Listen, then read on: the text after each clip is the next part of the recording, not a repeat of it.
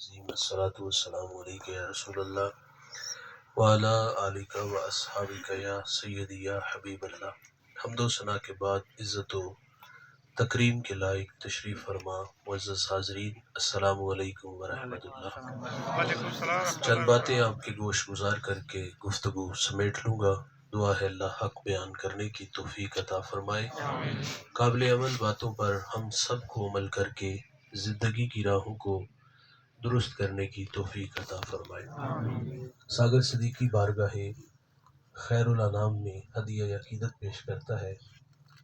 بزم کونین سجانے کے لیے آپ آئے، شمع توحید جلانے کے لیے آپ آئے، ایک پیغام جو ہر دل میں اجالا کر دے، ساری دنیا کو سنانے کے لیے آپ آئے، ایک مدت سے بھٹکتے ہوئے منزل کی طرف دور تک راہ دکھانے کے لیے آپ آئے، ناخدا بن کے ابلتے ہوئے طوفانوں میں کشتیاں پار لگانے کے لیے آپ آئے۔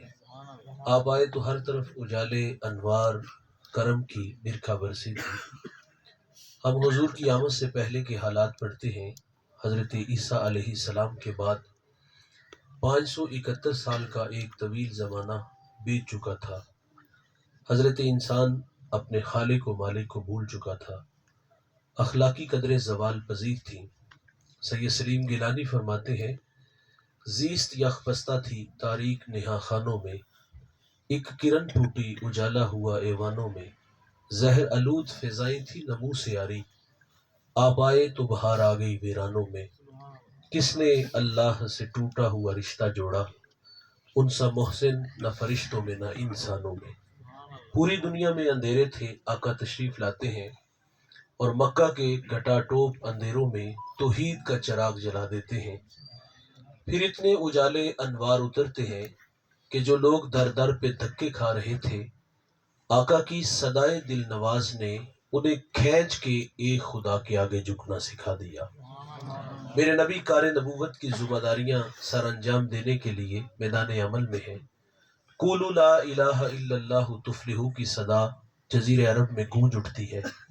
تو جس شخص کو سب سے پہلے ایمان نصیب ہوا، ایمان لانے میں جو سبقت اختیار کرتا ہے، بہت بڑا نام ہے۔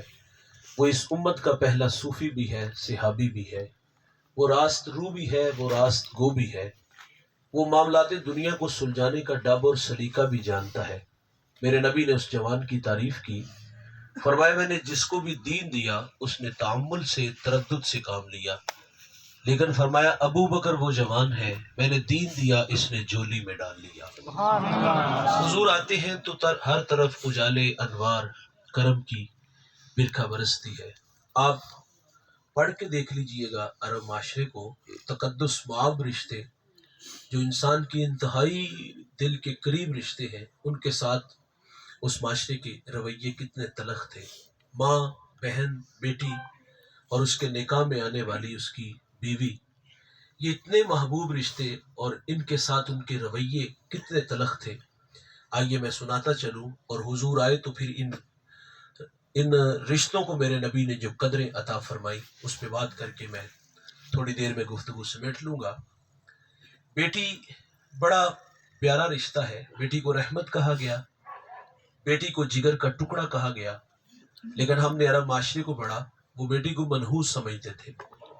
جس کے ہاں بیٹی ہوتی اس کی ناک خاک آلود ہو جاتی، معاشرے میں وہ بہترین فرد نہ جانا جاتا۔ اپنی آبرو بچانے کا ان کے پاس ایک راستہ تھا، گڑھا کھودتے، بیٹی کو دھکا دیتے اور اس کے اوپر مٹی ڈال کے آ جاتے، زندہ درگور کراتے۔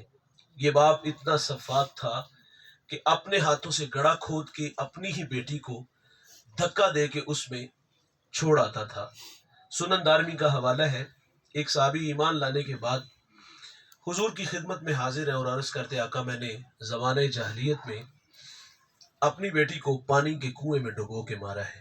یہ ساری غم کی کہانی سناتے ہوئے آپ دیدہ ہوئے کہ جب میں اس بیٹی کو کنویں پر لے گیا اور اس کو دھکا دیا اور وہ بیٹی غوطہ کھا کے جب اوپر آئی، اس نے میری طرف دیکھا اور مجھے دیکھ کر کے کہتی، یا ابا ہو، ہائے میرے ابا مجھے بچا لے۔ جب یہ بات کی تو میرے نبی صلی اللہ علیہ وسلم آپ دیدہ ہو گئے، آنکھوں میں آنسو آ گئے۔ اتنا روئے کہ آنسوؤں سے ساری داڑھی تر ہو جاتی ہے۔ حضور فرماتے مجھے دوبارہ سناؤ جب تم نے اپنی بیٹی کو کنویں میں دھکا دیا اور وہ ننھی کلی غوطہ کھا کے اوپر آئی، اس نے تیری طرف دیکھا اور تجھے دیکھ کر کے اس نے کیا کہا؟ تو وہ صحابی کہتے ہیں حضور اس نے مجھے کہا ہائے ابا مجھے بچا لے۔ حضور روئے اور ساری داڑھی آنسوؤں سے تر ہو گئی۔ یہ باپ بیٹی کو کنویں میں ڈبو کے مارتا ہے، یہ باپ گڑھا کھود کے بیٹی کو زندہ درگور کر رہا تھا، یہ بیٹی منحوس تھی۔ آبرو بچانے کا ایک ہی راستہ کہ اپنے ہاتھوں سے اپنی بیٹی کا گلا دبا دیتے تھے۔ کریم آقا تشریف لائے اور کیا فرماتے ہیں، سیدہ فاطمہ کی ولادت ہوئی۔ حضور فرماتے میری بیٹی میرے جگر کا ٹکڑا ہے۔ حضور نے آ کر کے بیٹی کو عزت عطا فرمائی۔ سیدہ حضور سے ملنے آتی نا تو میرے نبی اٹھ کے استقبال کرتے، فَأَجْلَسَهَا فِي مَجْلَسِهِ، جس جگہ خود بیٹھتے وہاں ساتھ اپنی بیٹی کو بٹھاتے۔ امت کو تعلیم دی جب گھر کھانے کو کچھ لاؤ تو پہلے بیٹی کو دو پھر بیٹے کو دو۔ اور میرے آقا کی بیٹی سے محبت دیکھی کتنی خوبصورت ہے کہ جب آپ سفر کے لیے جاتے تو سب سے آخر پر فاطمہ الزہرا کو ملتے، اور جب سفر سے واپس آتے تو سب سے پہلے فاطمہ الزہرا کو ملتے۔ بیٹیوں کو عزت، بیٹیوں کو وقار، بیٹیوں کو تکریم میرے کریم آقا صلی اللہ علیہ وسلم عطا فرماتے ہیں۔ فرمایا نا جس نے 2 بیٹیوں کا نکاح کیا، تربیت کی، تو فرمایا وہ جنت میں میرے ساتھ ایسے ہوگا۔ ایک صحابی عرض کرتے حضور اگر کسی کی ایک بیٹی ہو، کہاں وہ بیٹی زندہ درگور ہو رہی تھی، منحوس تھی، اور کہاں آج آرزو دل میں مچلے کاش کہ میری بھی 2 ہوتیاں اور میں بھی جنت میں یہ قرب نصیب مجھے ہوتا۔ تو بھائی جان یہ بیٹی اب عزت پا رہی ہے، اس بیٹی کو عزت دی گئی۔ لیکن اس معاشرے میں، جس معاشرے میں میں اور آپ سانس لے رہے ہیں، وہ صابر نے کہا تھا نا کہ کون کہتا ہے کہ ظلمات نے دم توڑ دیا ہے، معذرت سے کہوں گا آج ہم پھر اندھیروں میں چلے گئے۔ میرے نبی بیٹیوں کو عزت دیتے ہیں، اور آج ہم دیکھتے ہیں کچھ گھر ایسے ہیں، سارے نہیں، کچھ گھر ایسے ہیں جس کے ہاں بیٹیاں زیادہ ہوں، ان کی سسرال میں عزت بنسبت دوسری جس کے ہاں بیٹے زیادہ ہوں اس کی کم ہوتی ہے۔ مجھے اس فیصل آباد سے ایک گڑیا نے کال کی کہ مولوی صاحب دعا کرو اللہ میری بیٹی کو بیٹا دے۔ میں نے کہا ماں پہلے اولاد کوئی نہیں، تو مجھے انہوں نے بتایا کہ 4 بیٹیاں۔ میں نے کہا بیٹیاں رحمت ہیں، بیٹیاں تو باپ کے جنازے کی رونق ہوتی ہیں۔ تو مجھے وہ کہتی کہ انہوں نے دھمکی دی ہوئی ہے سسرال والوں نے، اگر بیٹی ہوئی تو اس کو اپنے گھر میں ہی رکھنا۔ تو کچھ بیٹیاں جن کے ہاں صرف بیٹیاں ہو، تو آج اس معظم معاشرے میں بھی ہم دیکھتے ہیں کہ ان کے ساتھ اچھا سلوک نہیں ہوتا۔ میں نے اللہ سے دعا کی تھی کہ یا اللہ مجھے پہلی بیٹی عطا کرنا۔ وہ دن میرے لیے بہت بڑا دن تھا، خاص دن تھا، جس دن میرے گھر میں رحمت اتری۔ تو ہم ہاسپٹل میں تھے تو 7 والے کمرے سے رونے کی آواز آئی، تو میں نے ماں جی سے کہا اللہ خیر فرمائے، دیکھیں ماں چل بسی یا بچے کو کچھ ہوا؟ تو مجھے انہوں نے واپس آ کے بتایا جی 4تھی بیٹی ہوئی ہے۔ ہم تو دوست ایک انگلی بھی نہیں بنا سکتے، ہم تقدیر سے کیوں الجھتے ہیں؟ حضور نے آ کر کے بیٹی کو عزت دی، اور آج اس معظم معاشرے میں بھی ہم دیکھتے ہیں کہ کچھ بیٹیاں جو ہے وہ جس کے ہاں زیادہ ہوں تو اس کی معاشرے میں عزت نہیں ہوتی۔ میرے نبی نے آ کر کے جہاں بیٹی کو عزت دی وہاں بہن کو بھی عزت عطا فرمائی۔ کوئی جوان اس بات کو قبول نہیں کرتا تھا، کوئی بھائی اس بات کو پسند نہیں کرتا تھا کہ کوئی میرا بہنوئی بنے، تو کریم آقا صلی اللہ علیہ وسلم نے آ کر کے بہن کو عزت عطا فرمائی۔ حضرت شیمہ حضور کی رضائی بہن ہے، اور یہ بچپن میں حضور کو اپنی گود میں کھلایا کرتی تھی۔ بڑی ہوئی تو شادی ہو گئی، جس قبیلے میں شادی ہوئی اسی قبیلے کے ساتھ غزوہ ہوا تو کچھ لوگ گرفتار ہوئے۔ عرب کا رواج تھا کہ فدیہ دے کر کے اپنے لوگ چھڑاتے تھے، تو قبیلے کے سردار دستک دے کر کے حصہ اکٹھا کر رہے تھے۔ حضرت شیبہ کے دروازے پر آئے تو انہوں نے کہا کہ اپنا حصہ ڈالو، مدینہ میں ایک ادعائے نبوت ہے، ہمارے لوگ گرفتار ہیں وہ چھڑا رہے۔ نام پوچھا تو نام محمد بتایا، تو حضرت شیمہ کو اپنے بچپنے کا زمانہ یاد آیا کہ اس کو تو اپنی گود میں کھلایا کرتی تھی۔ تو حضرت شیمہ نے کہا فدیے کی ضرورت کوئی نہیں، مجھے ساتھ لے چلو، میں سارے چھڑا کے لاؤں گی۔ حضرت شیمہ حاضر خدمت ہوتی ہیں، صحابہ تلوار لیے، ننگی تلواریں لیے کھڑے تھے۔ جب آگے بڑھنے لگی تو صحابہ نے کہا دیہاتی ہو رہی، یہ کاشان نبوت ہے، یہاں تو جبریل بھی بغیر اذن داخل نہیں ہوتے۔ تو آپ صحابہ سے مخاطب ہو کے فرماتی ہیں کہ میں تمہارے نبی محمد کی بہن لگتی ہوں۔ حیا پر آنکھوں پر حیا کی چلمنے آ گئی، راستہ دے دیا۔ جب اندر داخل ہوئی تو حضور اٹھ کے بہن کا استقبال کرتے ہیں۔ فرمایا کیسے آنا ہوا؟ عرض کی کہ بھائی جان ہمارے قبیلے کے کچھ لوگ گرفتار ہیں، میں چھڑانے آئی ہوں۔ حضور فرماتے اس کام کے لیے آئی ہیں؟ عرض کی جی بھائی جان۔ تو فرمایا اس کام کے لیے آپ کو زحمت کی ضرورت ہی نہیں تھی، آپ کسی کو پیغام بھیجتی تو میں محمد سارے چھوڑ دیتا۔ وہ گرفتار شدہ لوگ چھوڑے گئے اور پھر اپنی بہن کو بہت سارے تحائف دیے، دروازے تک رخصت کیا، پھر صحابہ کو جمع کیا۔ فرمایا میں جب بھی کوئی کام کرتا ہوں تو تم سے مشورہ کرتا ہوں، لیکن آج مشورہ نہیں کیا۔ صحابہ نے کہا ہماری مجال بھی کیا، لیکن بندہ نوازی ارشاد تو فرمائے کہ آج آپ نے مشورہ کرنا ضروری کیوں نہیں سمجھا؟ تو میرے نبی فرماتے آج میرے دروازے پر میری بہن آ گئی تھی۔ بہنیں بھائیوں کے دروازوں پر آئے تو بھائی بہنوں کو خالی ہاتھ، بہنوں کی جولیاں بھر کے بھیجنا یہ میرے محمد کی سنت ہے۔ سبحان اللہ۔ تو بھائی بہنیں دروازے پر آئیں تو انہیں خالی ہاتھ نہیں موڑنا چاہیے، آپ نے اپنی حیثیت کے مطابق ان کی خدمت کرنی ہے۔ بعض کا ہم لوگ سمجھتے یار بہن کروڑ پتی ہے، اسے کیا ضرورت، ہمارے 500، ہم غریب آدمی مزدور آدمی ہے۔ بھائی اپنی حیثیت کے مطابق تم 500,000 تو دیتے ہو، لیکن آپ کو یہ نہیں پتا کہ اس 500,000 میں طاقت کتنی ہے۔ جب وہ سسرال والوں کو جا کے بتاتی نا میرے بڑے پر آنے دیتے رہے، ایسے چھوٹے پر آنے دیتے رہے، تو شوہر بھی بعض وقت کہہ دیتا پگڑی یہاں کروڑوں میں کھیلتی اور یہ 500 اتنے اہم، تو وہ کہتی اس کی اپنی ہی شان ہے، اس کی اپنی ہی طاقت ہے۔ تو بہنوں کو خالی نہ موڑا کرو یار، ان کی جھولیاں بھر کے بھیجا کرو، اور بہنوں سے اداس بھی ہوا کرو، میں یہ ضرور کہوں گا۔ جس طرح والدین اپنے بیٹیوں سے اداس ہو جاتے ہیں نا، 15 دن بعد داماد کا ترلا کرنا پڑتا ہے پتر چھڑ جا، واپس ہم چھوڑ آئیں گے۔ ماں باپ جب دنیا سے چلے جاتے ہیں تو پھر بہنوں کو ماں باپ بہت یاد آتے ہیں، اور بھائی بھی یاد آتے ہیں کہ 6 مہینے ہو گئے ہم نہیں آئی تو انہوں نے کبھی یاد بھی نہیں کیا۔ اور پھر ہمارے اگر رویے ایسے ہوں گے یہ سال بعد چھٹیاں گزارنے آ جائیں اور ہمارے رویے دیکھ کے یہ بہنیں واپس چلی جائیں، تو بھائی جان یہ ایک دکھ کی کہانی ہے۔ اپنی بہنوں کو عزت دو، میں تو کہتا ہوں بہنیں ولی بنا دیتی ہیں دوست، بہنیں ماں کا روپ ہوتی ہیں، بہنوں کے ہاتھ بھائیوں کے لیے ہر وقت اٹھے رہتے ہیں۔ اچھا یہ اچھی لگتی نہیں لیکن بھائیوں کے حق میں اچھی بڑی ہوتی ہے۔ اپنی بہنوں کو عزت دینے والا ماحول بناؤ۔ 3 وظائف ہیں جس سے رزق بڑھتا ہے، سنتے چلیے گا۔ حضور سے ایک صحابی نے وظیفہ پوچھا رزق کیسے بڑھتا ہے، تو فرمایا کہ گھر جاؤ گھر والوں کو سلام کہو اور ایک دفعہ سورہ اخلاص پڑھ لو۔ وہ صحابی کہتے میں نے تو امیر ہونا تھا ہو گیا، لیکن اس وظیفے کی برکت سے میرے ہمسائے بھی امیر ہو گئے۔ ایک وظیفہ ہے کہ گھر والوں کو سلام اور سورہ ایک دفعہ قل ہو اللہ پڑھ لیا کرو، اور دوسرا وظیفہ رزق کو بڑھانے کا، آپ بھوکوں کو کھانا کھلایا کرو۔ بھائی جان کھانا کھلاتے ہوئے یہ میں بات ضرور کہتا ہوں کہ اس کی عزت نفس کا بھی خیال رکھا جائے۔ بعض کا ہم کھانا کھلاتے ہیں، اس کو آٹے کا تھیلا دیتے ہیں، اس کو 500 کا نوٹ دیتے ہیں، لیکن رسوا کر کے دیتے ہیں، کیونکہ ہمارے ہاں تصور ہے نیکی وہ ہوتی ہے جو دکھائی دے، نیکی کر اس کو فیس بک پہ ڈال، یہی کچھ ہوتا ہے نا جو ہم دیکھ رہے ہیں۔ ہمارا کہنا ہے کچھ نیکیاں گمنام ہونی چاہیے، اور وہ گمنام نیکیاں آپ کے جنازے میں آنی چاہیے۔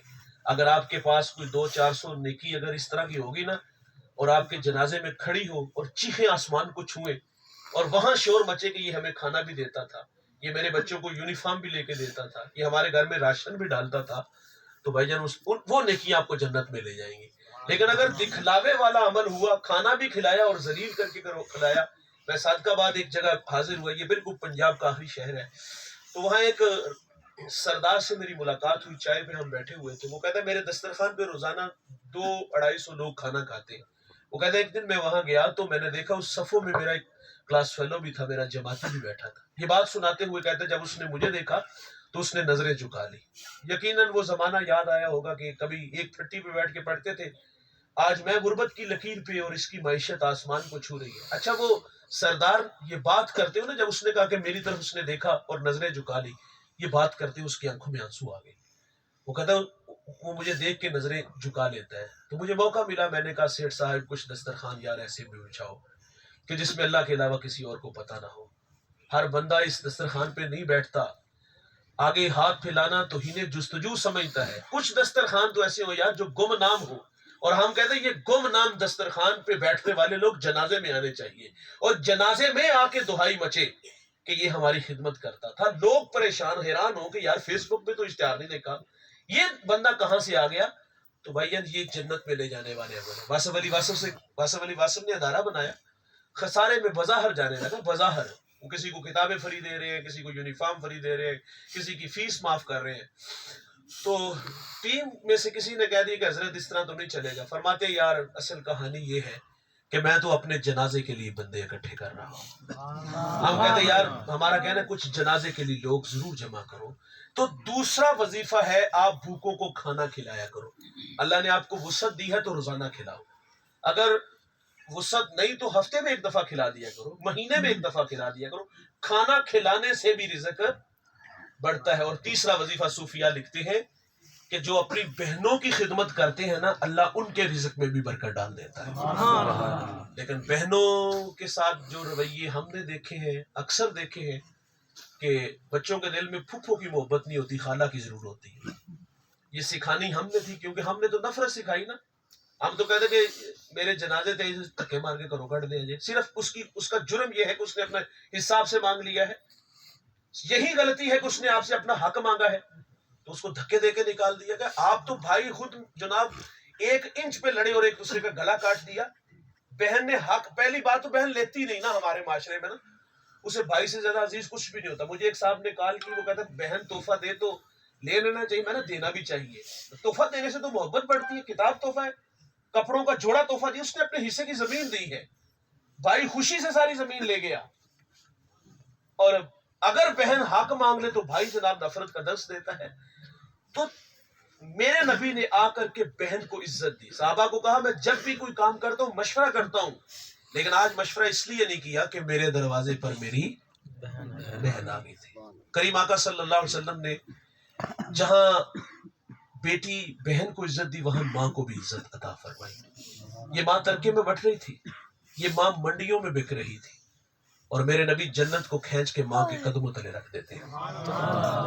فرمایا اللہ کی رضا والدین کی رضا میں, اور اللہ کی ناراضگی والدین کی ناراضگی میں. جس نے ماں باپ کو راضی کیا اس نے اللہ کو راضی کیا, جس نے ماں باپ کو ناراض کیا اس نے اللہ کو ناراض کیا. ہم تو کہتے ہیں بھائی نشان لگاؤ اس بیٹے پہ جو فرما بردار ہے, اور اس پر بھی نشان لگاؤ جو نافرمان ہے. دنیا میں رزلٹ دیکھو گے, فرما بردار بیٹے عزت سے جئیں گے شان سے, اور مریں گے ایمان سے.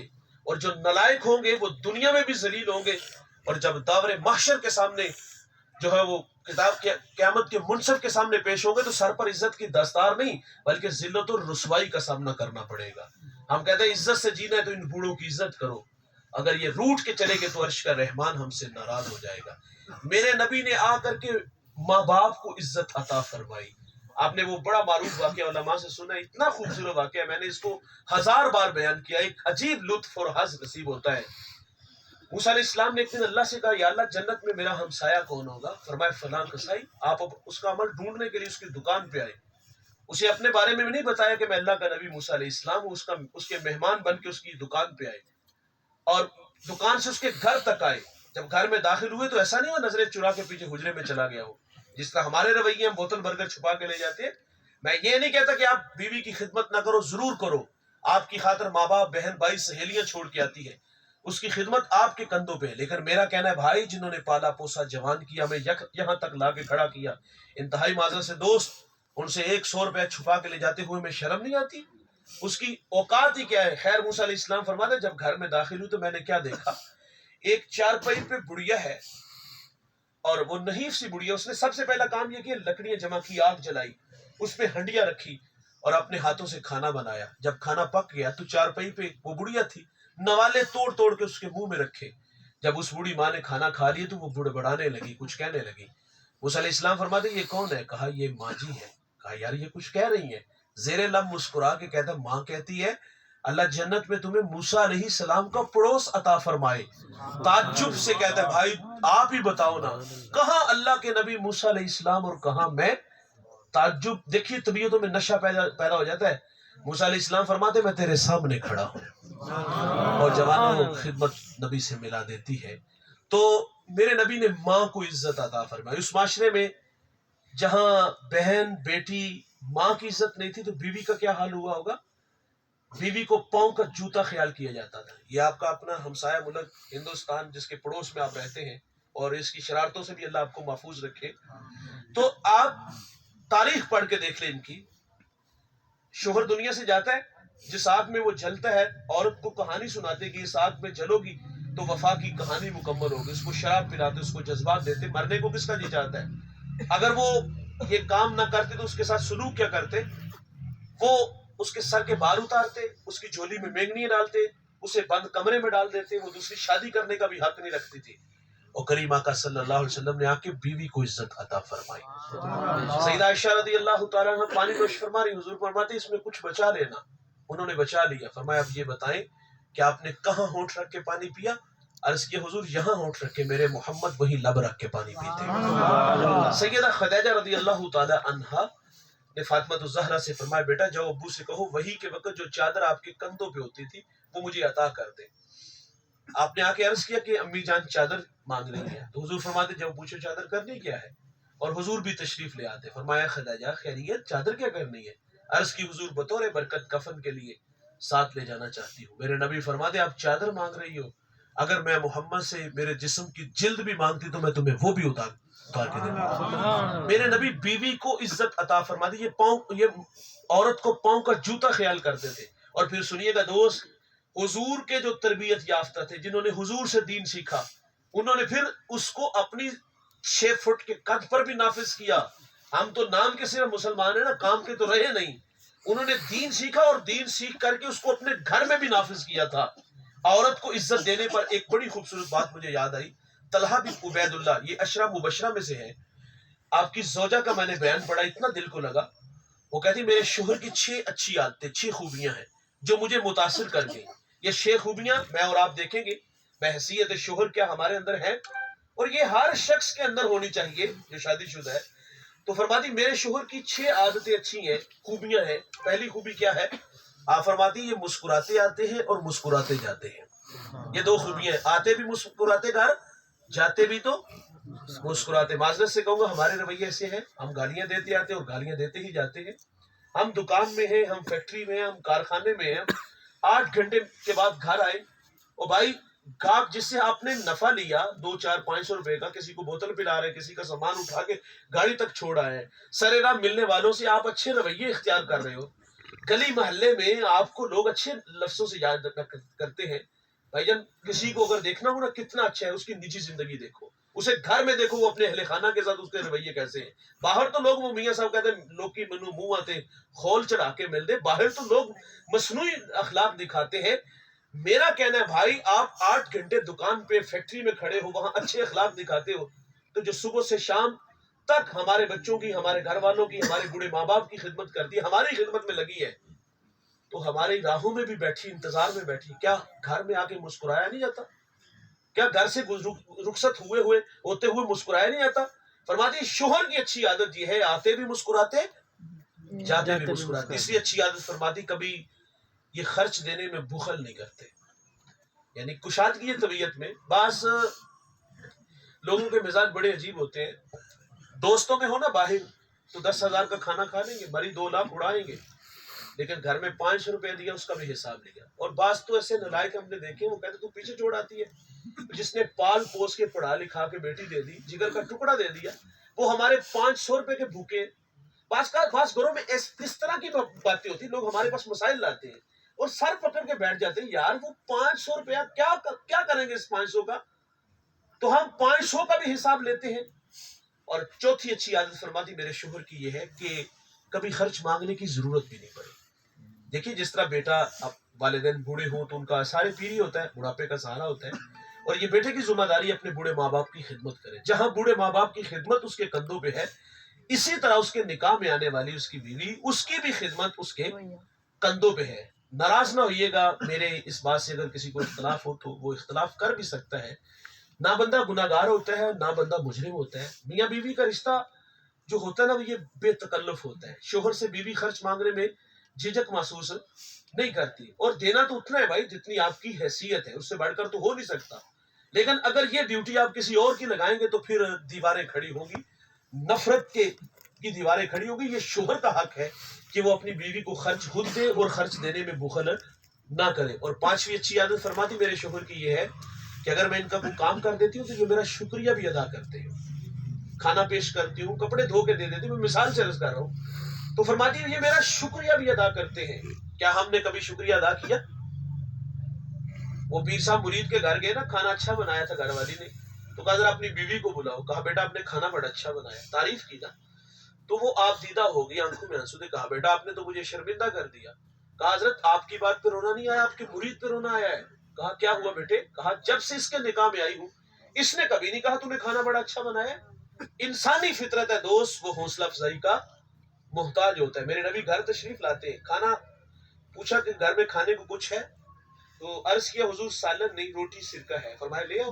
حضور سرکے سے روٹی کھاتے ہو؟ کیا فرماتے ہیں؟ واہ واہ، سرکہ تو بڑا ہی اچھا سالن ہوتا ہے، سرکہ تو بڑا اچھا سالن ہوتا ہے. ہمارے گھر میں 3 گھنٹے لگ کے کھانا بنتا ہے. یار کبھی کبھی ہوتا ہے کھانے میں کوئی نمک مرچ کا مسئلہ آتا ہے، تو حضرت کے رویے دیکھنے والے ہوتے، پہلے دیوار سے مارتے ہیں اور پھر کیا کہتے ہیں تیری ماں نے تینوں کھانا بنانا نہیں سکھایا. معذرت سے بھائی، آپ کو کسی نے بولنا بھی نہیں سکھایا، یہ کوئی رویے ہے؟ اور چھٹی خوبی فرماتی میرے شوہر کی کون سی ہے؟ اور جوانوں اگر ہم اس ایک خوبی پہ عمل کر لینا ہمارا گھر جنت بن جائے. ہاں، یہ طلاق کی ریشو کم ہو جائے. ہمارے پاس دارالفتاء میں روزانہ کی بنیاد پہ لائنیں لگی ہوتی طلاق کے مسائل ہیں، اور طلاق دینے سے پہلے طلاق کے مسائل نہیں پوچھتے، طلاق دے کے آتے ہیں اور پھر کہتے ہیں مولوی صاحب کوئی حل کڈو. اتنے غسیلے ہو گئے. آپ فرماتی میرے شوہر کی چھٹی خوبی یہ ہے، اگر کسی بات پہ تکرار ہو جائے، ناراضگی ہو جائے، تو آپ فرماتی میرا شوہر مجھے بہت جلد معاف کر دیتا ہے. اور ہمارے رویے کیا، ہم کہتے ہیں اس کو 6 مہینے لگا یدی عقل ٹکانے آئے. ہم کہتے ہیں بھائی یہ 6 مہینے کو ہماری بہن بیٹی کو لگوائے تو ہمیں کیسا لگے؟ یہ تو بہت بری بات ہے نا کہ ہم یہ کہیں کہ اس کو 6 مہینے، کیا 6 مہینے سے گھر سے کھانا نہیں ملے گا؟ کیا فٹ پاتھ پہ وہ وقت گزارے گی؟ آپ کے گھر سے اچھے گھر میں رہتی ہے، بڑے نازوں سے پالی بیٹی. لیکن ہمارا مقصد یہ ہوتا ہے کہ یہ برادری میں، رشتہ داروں میں جو ہے نا اس خاندان کی رسوائی ہو. کیونکہ جو شریکہ ہوتا ہے نا وہ تو پوچھتا گئی کیوں نہیں. تو ہم بھی یہی چاہتے کہ یہ گھر میں ذلیل ہو تو پھر جو نا لوٹ کے ہماری طرف رسوا ہو کے آئے. تو یہ رویے بہت برے ہیں. میرے نبی سے صحابہ نے دین سیکھا اور اس کو پھر گھر میں نافذ کیا. عورت کو پاؤں کا جوتا خیال کیا جاتا ہے، اور میرے نبی نے عورت کو عزت تکریم دی. اس معاشرے میں جہاں بہن بیٹی ماں کی عزت نہیں تھی، اس معاشرے میں جو غلام تھے ان کی بھی کوئی عزت نہیں تھی، جو ملازم تھے غلام تھے ان کی بھی عزت نہیں تھی. یار غلام تو دھوپ سے آقا کا جوتا اٹھا کے چھاؤں میں رکھتے ہیں، اس بات پہ بھی کوڑے لگتے ہیں. تیری جرت کیوں ہوئی؟ اجازت کیوں نہیں لی؟ اور میرے نبی غلام کو عزت کس طرح دیتے؟ میرے نبی معراج کی خلوتوں سے واپس آتے، بلال کو قریب کر کے فرمایا بلال یار یہ تو بتاؤ کون سا ایسا اچھا عمل کرتے ہو، میں نے جنت کی ڈیوڑی میں تمہارے قدموں کی آواز سنی ہے.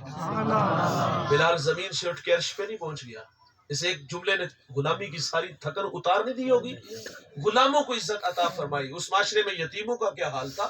یتیم منحوس تھا، یتیم کو دھکے دیے جاتے تھے. میرے کریم آقا صلی اللہ علیہ وسلم نے آ کے یتیم کو عزت عطا فرمائی. عید کا دن ہے اور آقا کریم صلی اللہ علیہ وسلم عیدگاہ کی طرف تشریف لے جا رہے. سریرا کھلا میدان آیا، بچے عید کی خوشیوں میں مسرور تھے. ایک جانب کیا دیکھا، ایک بچہ ہے تن پہ پیرہن پھٹا، آنکھوں میں آنسو تھے. حضور گزرے کے قدم رکے، فرمایا بیٹا کیوں رو رہے ہو؟ شاید کہ حضور کو پہچان نہ سکا. عرض کرتا ہے فلاں غزوے میں میرے والد حضور کے ساتھ تھے کہ شہید ہو گئے، میں یتیم ہو گیا، ماں بیوہ ہو گئی، ماں نے دوسرا نکاح کیا، سوتیلے باپ نے مال پہ قبضہ کیا اور مجھے دھکے دے کے گھر سے نکال دیا. میرے نبی فرماتے بیٹا کیا تو اس بات پہ راضی نہیں کہ محمد تیرے باپ لگے، عائشہ تیری ماں لگے، فاطمہ تیری بہن لگے، علی تیرے چچا لگے، حسن حسین تیرے بھائی لگے. اچھا وہ بچہ کہتا یہ رشتے میرے ہیں؟ فرمایا تیرے ہوئے آج سے. وہ کہتا اگر میرے ہیں تو مجھے اور کیا چاہیے. حضور اس بچے کو لے کے گھر آئے، کھانا دیا، لباس دیا، انگلی تھامی اور عیدگاہ کی طرف تشریف لے آئے. سریرا جب کھلا میدان آیا، بچے پھٹی نگاہوں سے دیکھ کے کہتے او بھائی ابھی تو رو رہے تھے. فخر سے کہتے ہیں بھوکا تھا، کھانا ملا، ننگا تھا، لباس ملا، یتیم تھا، ابو جی محمد ملے، عائشہ ماں، فاطمہ بہن، علی چچا، حسن حسین بھائی ملے. وہ کہتا ہے اب بھی میں رہوں، میرے نبی یتیموں کو عزت عطا فرماتے ہیں. ایک صحابی حضور سے عرض کرتے حضور بیٹا نہیں مل رہا. اس جہاں حضور تشریف فرماتے صحابی نے کہا میں نے فلاں باغ میں اس کے بیٹے کو دیکھا، دوڑ لگا دی. حضور فرماتے اس کو بلا کے لاؤ. بلا کے لایا گیا. فرمایا بیٹا ملے تو اسے بیٹا نہیں کہنا، جو نام رکھے اس نام سے بلانا ہے. عرض کی حضور بیٹا ہے، کہنے میں حرج کیا ہے؟ فرمایا بچڑا ہے، اور بچڑا جب ملے گا تو غضب کی تیرے لہجے میں مٹھاس ہوگی. جب تو بیٹا کہے گا تو اس میدان میں کوئی یتیم کھیل رہا ہوگا تو بتاؤ اس کے دل پہ کیا گزرے ہوگی. میرا نبی یتیم پرور تھا، یتیموں سے محبت فرماتے تھے. اور بھائی کریم آقا آئے تو ہر طرف اجالے انوار کرم کی برکھا برسی. اللہ مجھے آپ کو حضور کی لازوال محبت سے مالا مال فرمائے. مجھے اچھا لگا آپ بڑی یکسو ہو کے اور مجھے اچھا لگا کہ آپ نے لاؤڈ اسپیکر بڑا اچھا چلایا، ورنہ تو بعض جگہ پہ یقین جانے سر پھٹنے کو ہوتا ہے اور ترلا کرنا پڑتا ہے کہ یار ایکو بھی بند کر دو، ایکو کرتے بند کرو وہ اور کچھ چیز کھول دیتے ہیں. لیکن آپ نے بہت اچھا آپریٹ کیا. اللہ تعالیٰ آپ کے اس کام میں مزید برکت عطا فرمائے.